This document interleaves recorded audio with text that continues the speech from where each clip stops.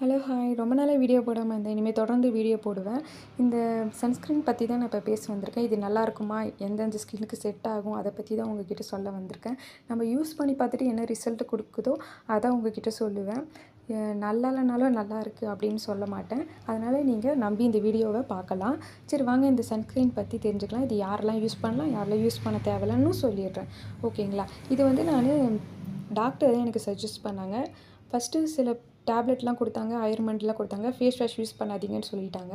அப்போ வந்து எனக்கு பெரிய பிம்பிள்லாம் போயிடுச்சு. அந்த பெருசாக கட்டி கட்டியாக வருமே அதெல்லாம் போயிடுச்சு.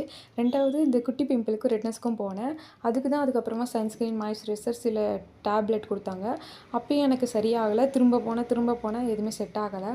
ஆனால் அந்த சன்ஸ்க்ரீன் மட்டும் எனக்கு கொஞ்சம் நல்லா இருந்துச்சு. அதனால தான் உங்ககிட்ட சொல்லலான்னு வந்தேன்.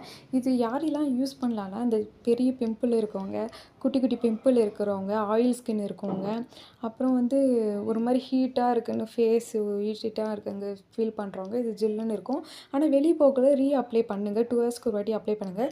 வீட்டுக்குள்ளே இருந்தால் கூட நீங்கள் சன்ஸ்க்ரீன் அப்ளை பண்ணுங்கள். சன்ஸ்க்ரீன், மாய்ஸ்சரைசர் மோஸ்ட்லி நீங்கள் யூஸ் பண்ணால் தான் உங்கள் ஃபேஸ் நல்லாயிருக்கும். இது வந்து கண்டிப்பாக நீங்கள் பிம்பிள் இருக்கவங்க மட்டும் யூஸ் பண்ணுங்கள். பட் ட்ரை ஸ்கின் யூஸ் பண்ணலாமான்னு எனக்கு தெரியல. பட் இது ஆயில் ஸ்கின்னுக்கு ஏற்றது.